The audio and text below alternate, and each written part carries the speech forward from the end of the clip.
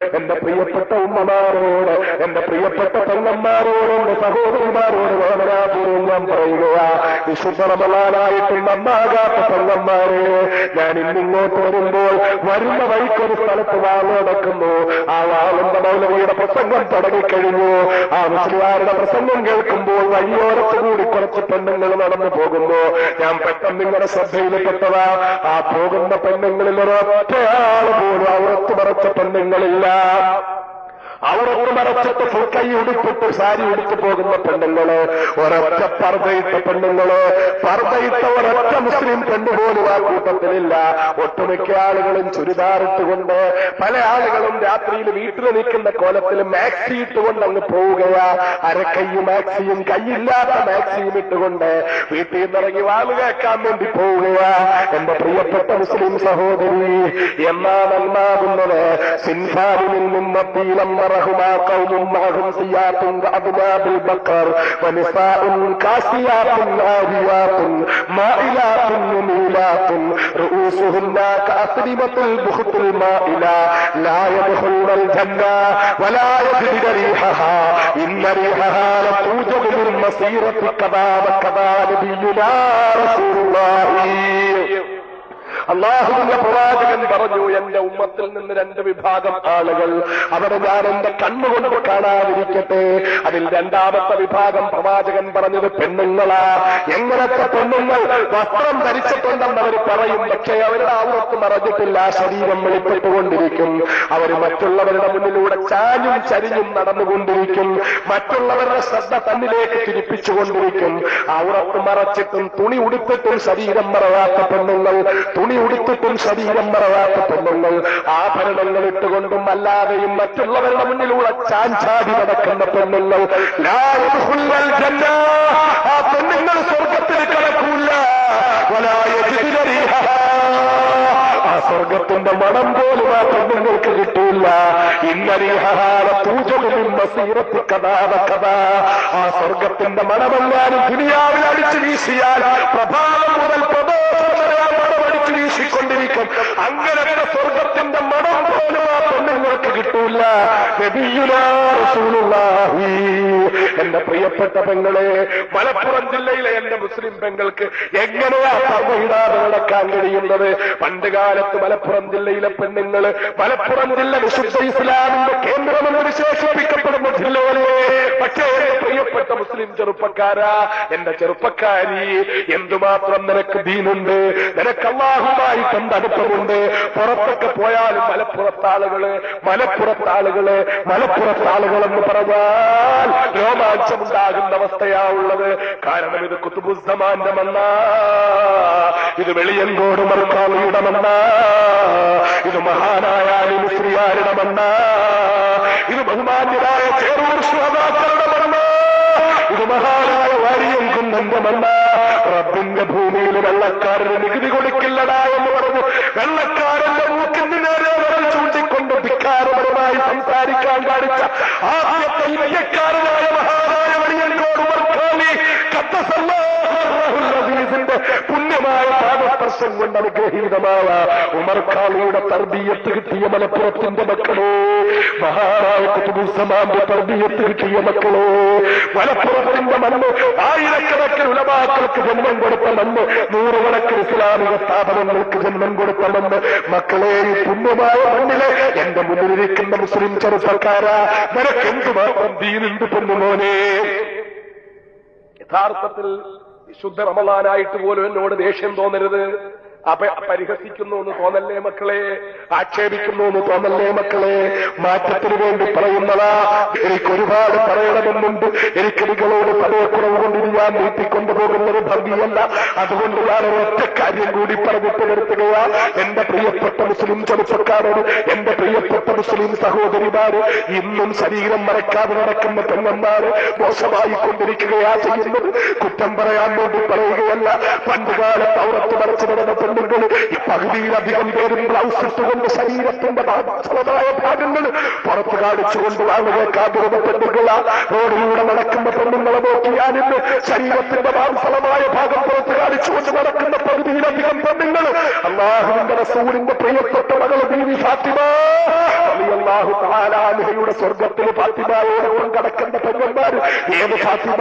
വിവാഹ ജീവിതത്തിന്റെ അർദ്ധരാത്രിയിൽ മഹാനായ അലിയാർ തങ്ങൾ മടിയറയിലേക്ക് കടന്നു വരുമ്പോൾ ബഹുമാനപ്പെട്ട ഫാത്തിമത്തു സഹ്റാ റളിയല്ലാഹു തആല അൻഹ അലിയാർ തങ്ങളെ കാണുന്നത് പൊട്ടി പൊട്ടി കരഞ്ഞുകൊണ്ടിരിക്കുന്ന കാഴ്ചയാ.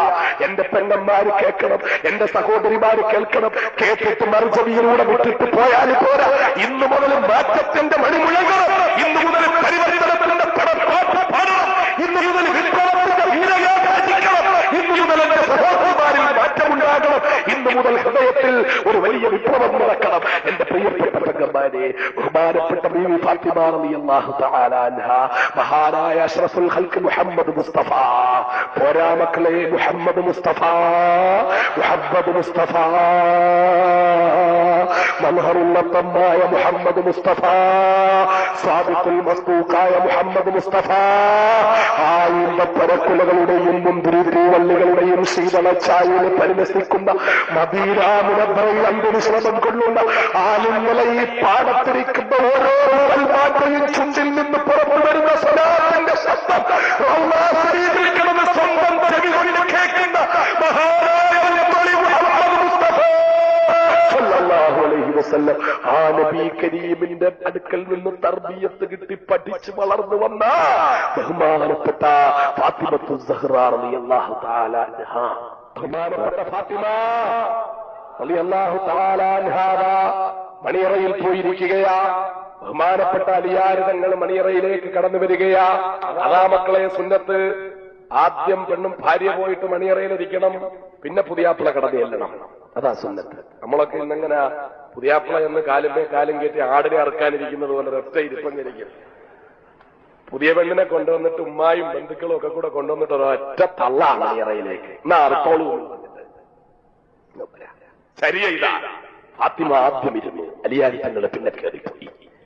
അതുകൊണ്ട് കല്യാണം കഴിക്കുമ്പോൾ കേട്ടോ, അത് പറയുമ്പോൾ എല്ലാവരെയും മുഖത്തൊരു സന്തോഷമുണ്ട്. കല്യാണം കഴിക്കുന്ന കാര്യം, കല്യാണം കഴിക്കുമ്പോൾ ആദ്യമായിട്ട് ഭാര്യ മണിയറയിലായിരിക്കണം. പുതിയാപ്പിള പിന്നെ ചെല്ലാവും. നാണമില്ലാതെ പോയി കസേര കയറി കാലും കയറ്റി അങ്ങ് ഇരിക്കരുത്. ബഹുമാനപ്പെട്ട ഫാത്തിമ റളിയല്ലാഹു തആല അൻഹ മണിയറയിലിരിക്കുക. അലിയാർ തങ്ങൾ മണിയറയിലേക്ക് കടന്നു ചെല്ലുമ്പോൾ ബഹുമാനപ്പെട്ട ഫാത്തിമത്തു സഹ്റാ റളിയല്ലാഹു തആല അൻഹ ഏങ്ങലടിച്ച് പൊട്ടി കരയുന്ന കാഴ്ച കണ്ടുകൊണ്ട് ആ ബഹുമാനപ്പെട്ട അലിയാർ തങ്ങൾ കടന്നു ചെല്ലുന്നത്. അലിയാർ തങ്ങൾ ഫാത്തിമ റളിയല്ലാഹു അൻഹയുടെ അടുക്കൽ ചെന്നിട്ട് കുനിഞ്ഞിരുന്നു കൊണ്ട് അലിയാർ തങ്ങളുടെ സാന്നിധ്യം അറിയാതെ ബഹുമാനപ്പെട്ട ഫാത്തിമ നിലവിളിച്ചുകൊണ്ടിരിക്കുമ്പോൾ മെല്ലെ അലിയാർ തങ്ങൾ ഫാത്തിമ റളിയല്ലാഹു അൻഹയുടെ പുണ്യമായ വദനമുണ്ടല്ലോ, ഹുർലിങ്ങൾ പോലും തോറ്റുപോകുന്ന സൗന്ദര്യം, ലോകത്തെ ഏറ്റവും സുന്ദരനായ മുത്തളി മുഹമ്മദ് മുസ്തഫ സല്ലല്ലാഹു അലൈഹി വസല്ലം തങ്ങളുടെ പുന്നാര മോളായ ബഹുമാനപ്പെട്ട ബീവി ഫാത്തിമയുടെ സൗന്ദര്യത്തെക്കുറിച്ച് മൗദലി വർണ്ണിക്കണ്ടല്ലോ സഹോദരന്മാരെ. ആ ഫാത്തിമയുടെ സുന്ദരമായ ആപ്പിൾ പൂ പോലെ മൃദുലമായ വദനത്തിന് ബഹുമാനപ്പെട്ട അലിയാർ തങ്ങളുമെല്ലാം ഇങ്ങനെ തട്ട് ആ താടിയിൽ ഇങ്ങനെ തൊട്ടിട്ട് പിടിച്ചുയർത്തുകയാ. അലിയാർ തങ്ങളുടെ സാന്നിധ്യം അറിഞ്ഞ ബഹുമാനപ്പെട്ട ഫാത്തിമ റളിയല്ലാഹു അൻഹ പെട്ടെന്ന് ചാടിയണീറ്റു. എന്താണ് ഫാത്തിമ, എന്തിനാ ഫാത്തിമ നീ കരയുന്നത്? എന്തിനാ പൊന്നെ, എന്തിനാ നീ കരയുന്നത്? അലി റളിയല്ലാഹു അൻഹുവിന്റെ മനസ്സിൽ 1000 സംശയത്തിന്റെ ഇടിനാദങ്ങൾ മുഴങ്ങുകയുണ്ടായി. എന്താ കാര്യം? ബഹുമാനപ്പെട്ട റസൂലുള്ളാഹി സ്വല്ലല്ലാഹു അലൈഹി വസല്ലം തങ്ങളെ അലിയാർ തങ്ങൾക്ക് ആ മോളെ കെട്ടിച്ചു കൊടുത്തത്. അലിയാർ തങ്ങൾക്ക് സമ്പന്നനല്ല, കോടീശ്വരനല്ല, അപാരമായ സൗന്ദര്യമുള്ള ആളുമല്ല. ബഹുമാനപ്പെട്ട അലിയാർ തങ്ങളെ അന്ന് രാവിലെയും പുല്ല് മുറിക്കാൻ വേണ്ടി വാളുമായിട്ട് കത്തിയുമായിട്ട് പോകുമ്പോഴാ അലിയാർ തങ്ങളുടെ ജോലി എന്തായിരുന്നെന്നറിയോ? പുല്ല് മുറിക്കും. ആ പുല്ല് മുറിച്ചിട്ട് കൊണ്ടുവന്ന് മാർക്കറ്റിൽ വിൽക്കും. സൂക്കിൽ പുല്ല് കൊണ്ടുവന്നിട്ടിടും. ആ പുല്ല് ആവശ്യമുള്ള ആളുകൾ, ഒട്ടകങ്ങളും കുതിരകളുമുള്ള ആളുകൾ വന്ന് പുല്ലിന് വില പറയും. ആ പുല്ല് വാങ്ങിച്ചോണ്ട് പോവും. പുല്ലിന് എന്ത് വില കിട്ടാനാ മക്കളെ? ഇന്ന് പോലും പുല്ലിന് വിലയില്ലാത്ത കാലമാ. അങ്ങനത്തെ പുല്ലിന് വിലയില്ലാത്ത സാധനം ആ പുല്ല് മുറിച്ച് മാർക്കറ്റിൽ കൊണ്ടുപോയി കിട്ടുന്ന ദിർഹമുകൾക്ക് വിറ്റിട്ട് അതുകൊണ്ട് ഗോതമ്പ് വാങ്ങി റൊട്ടി ചുട്ടു തിന്നുന്ന ബഹുമാനപ്പെട്ട അലിയാർ തങ്ങളെ ഒരു ദിവസം ദിവസം പുല്ല് മുറിക്കാൻ വേണ്ടി കത്തിയുമായിട്ട് വരുമ്പോഴാ മഹാനായ അഷ്റഫുൽ ഖൽഖ് മുഹമ്മദ് മുസ്തഫ സല്ലല്ലാഹു അലൈഹി വസല്ലം തങ്ങള് അലിയാർ തങ്ങളോട് ചോദിക്കുന്നു, അലിയേ എന്റെ മോളെ കല്യാണം കഴിച്ചു തരട്ടെയോ? എന്തായി കേൾക്കുന്നത് അലിയാർ തങ്ങൾക്ക് വിശ്വസിക്കാൻ പറ്റുന്നില്ല. വിശദീകരിക്കേണ്ട സംഭവമാ മക്കളെ. ആരായത് ചോദിക്കുന്നത്? ആകാശഭൂമികളുടെ സൃഷ്ടിപ്പിന് കാരണക്കാരനായ മുത്തൊളി മുഹമ്മദ് മുസ്തഫ. പൊന്നുമക്കളെ, അള്ളാന്റെ റസൂലിന് കോടീശ്വരന്മാരെ കിട്ടില്ലായിരുന്നോ? അതും നബി കരീമിന്റെ തർബീയത്തിൽ വളർന്നു വന്ന അള്ളാന്റെ റസൂലിന്റെ പൊന്നുമോള് ലോകസുന്ദരിയായ ഫാത്തിമത്തു സഹ്റായ സ്വർഗത്തിലെ തമ്പുരാട്ടിയെ കല്യാണം കഴിക്കാൻ കോടീശ്വരന്മാരെ കിട്ടില്ലായിരുന്നോ? ഇന്ന് ഏതെങ്കിലും ജീവിക്കാൻ അല്പം മാർഗമുണ്ടെങ്കിൽ മോളെ കെട്ടിക്കാൻ എഞ്ചിനീയറെ തേടി നടക്കുന്ന മുസൽമാനെ, മകളെ കെട്ടിക്കാൻ ഡോക്ടറെ തേടി നടക്കുന്ന മുസൽമാനെ, ഉസ്താദേ ഒരു എഞ്ചിനീയർ വേണം ദ്വാരക്കണം, ഒരു ഡോക്ടർ വേണം ദ്വാരക്കണം, ഒരു ദീനുള്ളവൻ വേണം ദ്വാരക്കണം എന്ന് വളരെ കുറച്ചേ പറയപ്പെടുന്നുള്ളൂ. എല്ലാവർക്കും ഇന്ന് ഭൗതിക വിദ്യാഭ്യാസത്തിന്റെ കണക്കാ നോക്കുന്നത്. റാസൽ ഖൈമയിലോ ഫുജൈറയിലോ ദുബൈയിലോ അബുദാബിയിലോ ഖത്തറിലോ എവിടെയാണ് അവന് ഷോപ്പുള്ളതെന്നാ ചോദിക്കുന്നത്. ഇത് നോക്കിയാ കല്യാണം നിശ്ചയിക്കുന്നത്. പാവപ്പെട്ടവനെ കണ്ടുപിടിക്കാനും പാവപ്പെട്ടവന് കല്യാണം ആലോചിക്കാനും മടിയാ. ദീനുണ്ട്, നിസ്കാരമുണ്ട്, ഒക്കെ ശരിയാ, പക്ഷെ ജീവിക്കാൻ മാർഗം വേണ്ടോ? ജീവിക്കാൻ മാർഗം കൊടുക്കുന്നത് നീയാണോടോ? ജീവിക്കാൻ മാർഗം കൊടുക്കുന്നത് റബ്ബാണോടോ? കോടിക്കണക്കിന് രൂപയുടെ ജീവിക്കാൻ മാർഗമുള്ളവന്റെ ജീവിത മാർഗമല്ല ഒരു ദിവസം കൊണ്ട് നിലംപരിശാക്കുന്നത് റബ്ബാ. ആളുകൾ മേലിരിക്കുന്ന മന്നന്റെ മേലെ മാറാപ്പ് കയറ്റുന്നതും ഭവാനാണ്, തമ്പുരാനാണ്, അല്ലാഹു റബ്ബുൽ ഇസ്സത്താണ്. കോടീശ്വരന്റെ തോളത്ത് മാറാപ്പും കെട്ടിക്കൊണ്ട് തെണ്ടാൻ വിടുന്നതും പടച്ചവനാ. തെണ്ടിയായവനെ കോടീശ്വരനാക്കുന്നതും പടച്ചവനാ. ഇതൊന്നും വലിയ കാര്യമല്ല മക്കളെ. അല്ലാഹുവിന്റെ റസൂലാ നമുക്ക് മാതൃക. മഹാനായ മുത്തൊളി മുഹമ്മദ് മുസ്തഫ സല്ലല്ലാഹു അലൈഹി വസല്ലം തങ്ങളുടെ ലോകത്തിന്റെ സൃഷ്ടിപ്പിന് കാരണക്കാരനായ പൊന്നുമുത്തിന്റെ പ്രിയപ്പെട്ട പൊന്നോമന മകളെ കല്യാണം കഴിച്ചു കൊടുക്കാൻ അലിയാര് തങ്ങളെ ആലോചിക്കുന്നത്. അലിയാര് തങ്ങൾ പുല്ല് മുറിക്കാൻ വേണ്ടി വാളുമായിട്ട് വരുമ്പോഴാ, കത്തിയുമായിട്ട് വരുമ്പോഴാ വിളിച്ചിട്ട് ചോദിക്കുന്നത്, അള്ളാന്റെ റസൂലിനോട് ചോദിക്കുന്ന നബി തങ്ങളെ അന്നെന്തായി പറയുന്നത്? അങ്ങയുടെ മോളെ ഞാൻ കല്യാണം കഴിക്കാനോ? അള്ളാന്റെ ഹബീബ് കളിയാക്കാനും തമാശയ്ക്കും പറയില്ലെന്ന് അലിയാര് തങ്ങൾക്കറിയാം. എന്നാലും ഈ പറഞ്ഞ കാര്യത്തിന്റെ സീരിയസ്നെസ് അലിയാര് തങ്ങൾക്ക് ഉൾക്കൊള്ളാൻ പറ്റുന്നില്ല. മഹാനായ അലിയാര് തങ്ങളോട് അള്ളാഹുവിന്റെ ഹബീബ് മുഹമ്മദ് മുസ്തഫ തന്റെ പൊന്നുമോളെ കല്യാണം ആലോചിക്കുകയെന്ന് പറഞ്ഞാൽ അലിയാര് തങ്ങൾക്ക് ഉൾക്കൊള്ളാൻ പറ്റുന്നില്ല. യാ റസൂലല്ലാഹ്, അങ്ങ് സത്യം പറയുന്നോ? അങ്ങയുടെ മോളെ എനിക്ക് കല്യാണം കഴിച്ചു തരാൻ പോകുന്നു? അതേ അലിയേ, എന്റെ മോളെ നിനക്ക് കല്യാണം കഴിച്ചു തരാൻ തീരുമാനിച്ചിരിക്കുന്നു. തീരുമാനം എന്നൊക്കെ പറയുമ്പോൾ നമ്മൾ മനസ്സിലാക്കേണ്ട ഒരുപാട് കാര്യങ്ങൾ അതിനകത്തുണ്ട്. അള്ളാന്റെ റസൂലിന്റെ തീരുമാനമാ. അള്ളാന്റെ റസൂലിന്റെ തീരുമാനം ജിബ്രീൽ അറിയിക്കുന്ന തീരുമാനമാ. ജിബ്രീൽ അറിയിക്കുന്ന തീരുമാനം റബ്ബുൽ ആലമീന്റെ തീരുമാനമാ. ആ തീരുമാനം നടപ്പിലാകാൻ പോകുകയാണ് മക്കളെ. മഹാനായ അലിയാർ തങ്ങൾ കല്യാണം കഴിച്ച് ചുരുക്കി ഞാനങ്ങ് പറയട്ടെ, സമയമില്ലല്ലോ. അവസാനം കല്യാണം കഴിഞ്ഞിട്ട് മണിയറയിലിരിക്കുമ്പോൾ അലിയാർ തങ്ങൾ കയറി ചെല്ലുമ്പോൾ ബഹുമാനപ്പെട്ട ബീവി ഫാത്തിമ റളിയല്ലാഹു അൻഹ ഏങ്ങലടിച്ച് കരയുമ്പോൾ അലിയാർ തങ്ങൾ ചോദിക്കുന്നു, ഫാത്തിമ, ഞാൻ വലിയ സൗന്ദര്യമില്ലാത്തവനാണ്. ഈ അറേബ്യയിലെ ഏറ്റവും വലിയ സുന്ദരൻ നിന്നെ കല്യാണം കഴിക്കണമെന്ന് നീ ആവശ്യപ്പെട്ടാൽ അതിന് തയ്യാറാക്കി ഏറ്റവും വലിയ സുന്ദരന്മാരെ ഞങ്ങൾ തെരഞ്ഞു പിടിച്ച് നിനക്ക് വേണ്ടി കൊണ്ടുവരുമായിരുന്നു. ഫാത്തിമ, അല്ലാഹുവിന്റെ റസൂലിന്റെ പുന്നാര മോളെ, ഈ അലിയുടെ സൗന്ദര്യം കുറഞ്ഞു പോയത് കൊണ്ടാണോ നീ കരയുന്നത്? ഫാത്തിമ, കോടീശ്വരന്മാർ ഈ നാട്ടിലെ ഏറ്റവും വലിയ സമ്പന്നത നിനക്ക് കല്യാണം കഴിക്കണമായിരുന്നെങ്കിൽ നിന്റെ പ്രിയപ്പെട്ട പിതാവെന്ന് വിരലടക്കിയാൽ ഈ നാട്ടിലെ ഏറ്റവും വലിയ സമ്പന്നൻ നിന്റെ കല്യാണം കഴിക്കുമായിരുന്നു. ഈ അലിയാണെങ്കിലോ പുല്ല് മുറിച്ചു കൊടുത്തിട്ട് അതുകൊണ്ട് കിട്ടുന്ന നാണയത്തുട്ടുകൾ കൊണ്ട് ഗോതമ്പ് വാങ്ങി ഒട്ടി ചുട്ടു തിന്നുന്ന പാവപ്പെട്ട അലിയാണ് ഫാത്തിമ. ഫാത്തിമ, എനിക്ക് സൗന്ദര്യം കുറഞ്ഞു പോയത് കൊണ്ടാണോ? സമ്പത്ത് കുറഞ്ഞു പോയത് കൊണ്ടാണോ? എന്തുകൊണ്ടാണ് ഫാത്തിമ? നമ്മുടെ സന്തോഷത്തിന്റെ രാത്രി, ഈ പ്രഥമ രാത്രി, ആരംഭത്തിന്റെ രാത്രി, മണിയറയുടെ രാത്രി, ഈ രാത്രിയെ നാം എന്തിനാണ് ഫാത്തിമ നീ കരഞ്ഞു കളയുന്നത്? എന്താണ് നിന്നെ വേദനിപ്പിച്ച സംഭവം? പറയൂ ഫാത്തിമ.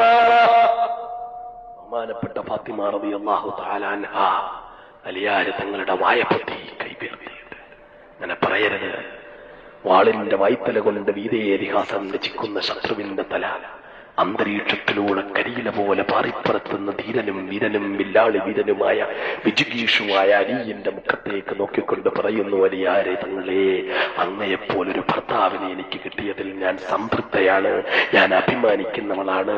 മദീനയിലെ ഏത് പെൺകുട്ടിയും ആഗ്രഹിക്കുന്ന ഭർത്താവിനെയാ എന്റെ പിതാവ് ധീരനും വീരനുമായ ഭർത്താവിനെയാ എനിക്ക് തിരഞ്ഞുപിടിച്ചത്. അങ്ങയ്ക്ക് സൗന്ദര്യം കുറവാണെന്ന് ആര് പറഞ്ഞു? അങ്ങയുടെ സമ്പത്തിന്റെ കുറവ് എന്റെ മനസ്സിനെ വേദനിപ്പിക്കുമെന്ന് അങ്ങ് കരുതുന്നുണ്ടോ? നബിതങ്ങളുടെ മകളല്ലേ ഞാൻ അങ്ങയുടെ സമ്പത്തിന്റെ കുറവിന്റെ പേരിൽ കരയുമെന്നങ്ങ് കരുതുന്നുണ്ടോ? പറയുക ഫാത്തിമ, നിന്നെ വേദനിപ്പിച്ച സംഭവം എന്താ? മഹാനായ അലിയെ, ഞാൻ ഈ സുന്ദരമായ മണിയറയിലേക്ക് കടന്നു വന്നപ്പോൾ, ഞാൻ മണിയറയിൽ അല്പസമയം ഒറ്റയ്ക്കിരുന്നപ്പോൾ എന്റെ മനസ്സിൽ പെട്ടെന്ന് ഞാൻ ചിന്തിച്ചു പോയി. ഞാൻ കൊച്ചുകുട്ടിയായിരിക്കുമ്പോൾ ഒരുപാട് ഉജ്ജ്വലമായ ത്യാഗങ്ങൾ സഹിച്ചുകൊണ്ട് എന്റെ പ്രിയപ്പെട്ട ഉമ്മ എന്നെ വളർത്തിക്കൊണ്ടുവന്നു. എന്റെ ഉപ്പായുടെ സാമീപ്യം എനിക്ക് ചെറുപ്പത്തിൽ ഒരുപാട് കിട്ടിയിട്ടില്ല. എന്റെ ഉപ്പ സാമ്പത്തിക ഉപരോധത്തിന് വിധേയനാക്കപ്പെടുകയും അബീ താലിബിൽ താമസിക്കേണ്ടി വരികയും മഹാനായ എന്റെ പിതാവ് ഒരുപാട് ത്യാഗങ്ങൾ സഹിക്കുകയും ഒക്കെ ചെയ്തുകൊണ്ടിരിക്കുമ്പോൾ ഞങ്ങൾക്ക് ധൈര്യം പകർന്ന്, ഞങ്ങൾക്ക് ചൂട് പകർന്ന്, ആവേശം പകർന്ന് ഞങ്ങളെ വളർത്തിക്കൊണ്ടുവന്നത് ഞങ്ങളുടെ പ്രിയപ്പെട്ട ഉമ്മ ഖദീജയാണ്. ആ ഖദീജയിൽ നിന്ന് വേർപെട്ട് ഖദീജയുടെ മരണമുണ്ടായപ്പോൾ, ഉമ്മ മരിച്ചപ്പോൾ ഞാൻ ചിന്തിച്ചു, ഞാൻ ഒറ്റപ്പെട്ടു പോയി എന്ന്. എന്റെ ഉമ്മായുടെ വേർപാട് എന്നെ വല്ലാതെ വേദനിപ്പിച്ചു. പക്ഷേ എന്റെ പ്രിയപ്പെട്ട മാതാവിന്റെ വേദനയുടെ വേർപാടിന്റെ വിരഹം ഞങ്ങളെ അറിയിക്കാതെ മഹാനായ ഞങ്ങളുടെ പിതാവ് ബഹുമാന്യനായ റസൂലുള്ളാഹി സ്വല്ലല്ലാഹു അലൈഹി വസല്ലം ഞങ്ങളെ വളർത്തിക്കൊണ്ടുവന്നു. ഉമ്മയില്ലാത്ത കുട്ടികളാണെന്ന് തോന്നിപ്പിക്കാതെയാ ഞങ്ങളെ വളർത്തിക്കൊണ്ടുവന്നത്. അള്ളാന്റെ ഹബീബ് പോകുന്നിടത്തെല്ലാം നിഴല് പോലെ ഞാൻ പോകാൻ തുടങ്ങി. ഹബീബായ നബിയെ ഞാൻ പിന്തുടരാൻ തുടങ്ങി. പ്രായപൂർത്തിയാകുന്നത് വരെയും ഞാൻ അത് തുടർന്നുകൊണ്ടിരുന്നു. എന്റെ പ്രിയപ്പെട്ട പിതാവിന്റെ സാന്നിധ്യം എനിക്ക് ധൈര്യമായിരുന്നു. ഇന്ന് ഞാൻ ഒറ്റയ്ക്ക് മണിയറയിൽ ഇരുന്നപ്പോൾ ഒരു നിമിഷം എനിക്ക് തോന്നിപ്പോയി, എന്റെ ഉപ്പായുടെ സാന്നിധ്യത്തിൽ നിന്ന് മാറി ഞാൻ ഇന്നു മുതൽ ഒറ്റപ്പെട്ടു പോവുകയാണോ എന്ന് ചിന്തിച്ചു. ഞാൻ ഒറ്റപ്പെട്ടു പോവുകയാണോ? ഈ പുണ്യമായ സ്ഥലത്ത് ഞാൻ ഇരിക്കുമ്പോൾ എന്റെ മനസ്സിന് വല്ലാത്ത വേവലാതി തോന്നി. ഞാൻ എന്റെ പിതാവിന്റെ അടുക്കൽ നിന്ന് ഒറ്റപ്പെട്ടു പോവുകയാണോ? ഞാൻ ഇന്നു മുതൽ ഏകയാവുകയാണോ? പക്ഷേ അടുത്ത നിമിഷം എനിക്ക് ധൈര്യം പകർന്നു തന്നു. യുദ്ധക്കളത്തിൽ അത്ഭുതം സൃഷ്ടിക്കുന്ന മഹാനായ അലി എന്ന ധീരനായ ചെറുപ്പക്കാരനായ പുരുഷൻ എന്റെ ഭർത്താവായി കടന്നു വരികയാണല്ലോ, അലിയുടെ ഭാര്യയാവുകയാണല്ലോ ഞാൻ. ഇന്നു മുതൽ അലിയുടെ ബലിഷ്ഠമായ കരങ്ങൾ എനിക്ക് തുണയായിട്ടുണ്ടാകുമല്ലോ എന്നെനിക്ക് ധൈര്യമുണ്ടായി. പക്ഷേ അടുത്ത നിമിഷം ഞാൻ വീണ്ടും ചിന്തിച്ചു പോയി. ഈ മണിയറയുടെ ഏകാന്തതയിൽ ഒരല്പസമയം ഞാൻ ഇരുന്നപ്പോൾ എന്റെ മനസ്സിൽ ഏകാന്തതയെക്കുറിച്ചുള്ള ചിന്ത എന്നെ അലട്ടിയെങ്കില് എന്റെ റസൂലുള്ളാഹിന്റെ, എന്റെ ഉപ്പാന്റെ കൈകളിൽ നിന്നും ഞാനിപ്പോൾ ഒറ്റപ്പെട്ടപ്പോൾ എന്റെ ഏറ്റവും ധീരമായ ഭർത്താവിന്റെ കരങ്ങളിൽ ഞാൻ സുരക്ഷിതയായിരിക്കുമല്ലോ എന്നെനിക്ക് ധൈര്യമുണ്ടായി. പക്ഷേ അടുത്ത നിമിഷം ഞാൻ ചിന്തിക്കയാ, ഞാൻ ഇവിടെ വെച്ച് എന്റെ ഭർത്താവിന്റെ കരങ്ങളിൽ സുരക്ഷിതയാണെന്ന് ചിന്തിക്കുമ്പോൾ നാളെ ആരും സഹായിക്കാനില്ലാത്ത ഖബറിന്റെ ഏകാന്തതയിലേക്ക് ഈ ഫാത്തിമയെ കൊണ്ടുവെക്കുമ്പോൾ ആരും ഈ ഫാത്തിമയെ ഖബറിൽ സഹായിക്കാനുണ്ടാകില്ലല്ലോ. എന്റെ ഉമ്മ ഖദീജ വരില്ലല്ലോ, എന്റെ വാപ്പ റസൂലുള്ള വരില്ലല്ലോ, എന്റെ ഭർത്താവ് അലിയാര് തങ്ങൾ വരില്ലല്ലോ. ആരുമില്ലാതെ ഖബറിന്റെ ഏകാന്തതയിൽ ഞാൻ കഴിയേണ്ടി വരുമല്ലോ എന്ന ചിന്ത കൊണ്ടാണ് ഞാൻ ഏങ്ങടിച്ച് കരഞ്ഞു പോയത്. എന്റെ പ്രിയപ്പെട്ട ഭർത്താവേ, നമ്മുടെ ജീവിതത്തിന്റെ തുടക്കത്തിന്റെ ഈ രാത്രി നമുക്ക് അല്ലാഹുവിന് വേണ്ടി സുജൂദ് ചെയ്തുകൊണ്ട് തുടങ്ങാം. റബ്ബിന്റെ മുന്നിൽ സുന്നത്ത് നിസ്കരിച്ച് ഖബറിന്റെ ഏകാന്തതയുടെ ഭീകരതയില് ഖബറിന്റെ ശിക്ഷ ലഘൂകരിച്ച് കിട്ടാന് റബ്ബിനോട് പ്രാർത്ഥിച്ചുകൊണ്ട് സുന്നത്ത് നിസ്കരിച്ചുകൊണ്ട് ഈ രാത്രി തുടങ്ങാം എന്ന് പറഞ്ഞുകൊണ്ട് മണിയറയിൽ വെച്ച് ആദ്യരാത്രിയുടെ തുടക്കം അള്ളാന്റെ മുമ്പിൽ സുന്നത്ത് നിസ്കരിച്ചുകൊണ്ട് തുടങ്ങിയ ബഹുമാനപ്പെട്ട ബീവി ഫാത്തിമയുടെ മക്കളായ എന്റെ പ്രിയപ്പെട്ട പെങ്ങന്മാരെ, കല്യാണം കഴിക്കാൻ തുടങ്ങിയാൽ ഇന്ന് എന്തൊക്കെയാ കല്യാണം കഴിക്കുന്നിടത്ത്?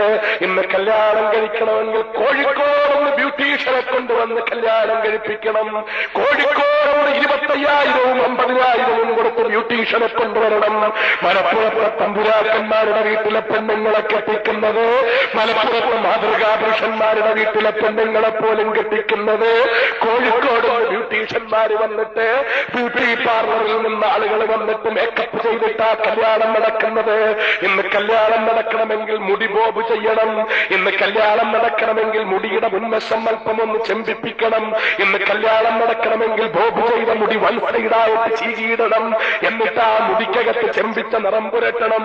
ഇന്ന് കല്യാണം നടക്കണമെങ്കിൽ കണ്ണിൽ മസ്കാര പുരട്ടണം, ഐലൈനർ വേണം, ഐഷാഡോ വേണം, കണ്ണിൽ നിന്ന് രോഗങ്ങൾ പിഴുതുമാറ്റണം. എന്നിട്ട് കണ്ണിന്റെ അടിയിൽ വരയ്ക്കണം, മേളിൽ വരയ്ക്കണം. എന്നിട്ട് കണ്ണിൽ കാമം കത്തുന്നത് പോലെ തോന്നണം. എന്നിട്ട് ചുണ്ടിൽ ലിപ്സ്റ്റിക് പുരട്ടണം. എന്നിട്ട് മുഖത്ത് ചുവന്ന പൗഡറുകൾ തേക്കണം. എന്നിട്ട് ശരീരത്തിലെ കൈകളിലെയും കാലുകളിലെയും രോമമെല്ലാം പിഴുതുമാറ്റണം. എന്നിട്ട് രോമമില്ലാത്ത കൈകാലുകളിൽ പ്രത്യേകമായ പൗഡറുകൾ പൂശണം. എന്നിട്ട് സുന്ദരമായ വസ്ത്രം ധരിപ്പിക്കണം. എന്തൊക്കെ കോലാഹലങ്ങളാ!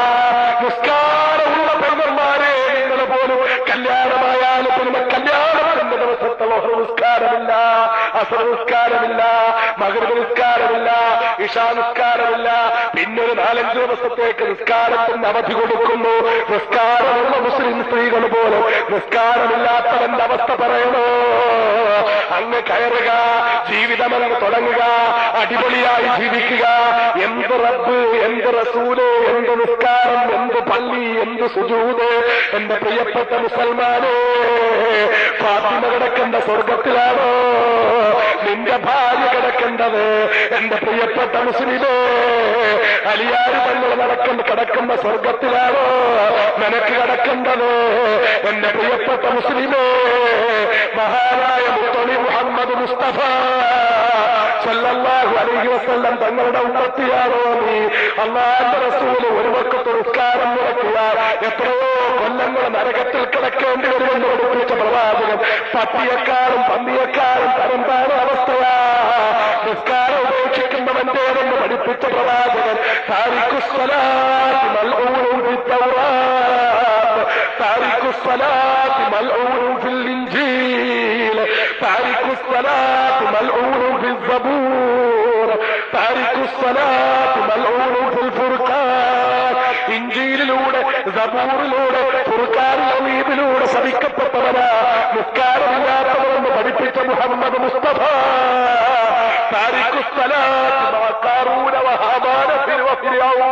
ഫിർഔനെ പോലെ, ഹാമാനെ പോലെ, കാറൂനെ പോലെ നിസ്കാരമില്ലാത്തവൻ നരകത്തിന്റെ അടിത്തട്ടിലാ എന്ന് പഠിപ്പിച്ച മുഹമ്മദ് മുസ്തഫ സല്ലല്ലാഹു അലൈഹി വസല്ലം നിങ്ങളുടെ അനുയായിയായ മുസൽമാന് എന്ത് നിസ്കാരം! നിസ്കരിക്കുന്നവന് തന്നെ കല്യാണം കഴിച്ചാൽ പിന്നെ ഒരാഴ്ചത്തേക്ക് ലീവാ നിസ്കാരം. അവസ്ഥ മാറണം സഹോദരന്മാരെ. അള്ളാഹുമായിട്ട് അടുക്കണം, 5 നേരം നിസ്കരിക്കണം. അമാ തദ്രി നഫ്സും ബി അയ്യി അർളിൻ തമൂത്ത്, ഏത് മണ്ണിലാ മരിക്കുന്നതെന്നൊരു ശരീരവും അറിയില്ല. അതുകൊണ്ട് ഇനി നാളെ ഈ സമയം നമ്മുടെ ജീവിച്ചിരിച്ചു എന്ന് ഉറപ്പില്ല. ആർക്കെങ്കിലും പറയാൻ പറ്റുമോ നാളെ രാത്രിയിൽ ഈ സമയത്ത് ഞാൻ ഉറപ്പായിട്ടും ഉണ്ടാവുമെന്ന് പറയാൻ പറ്റുന്ന ഒരു മുസ്ലിം ഉണ്ടോ? ഉണ്ടാവില്ല, നമുക്ക് പറയാൻ പറ്റില്ല. അതുകൊണ്ട് മരിക്കുന്നതിന് മുമ്പ് നന്നാകണം. അള്ളാഹു അതിന് തൗഫീഖ് ചെയ്യുമാറാകട്ടെ, അള്ളാഹു അനുഗ്രഹിക്കുമാറാകട്ടെ.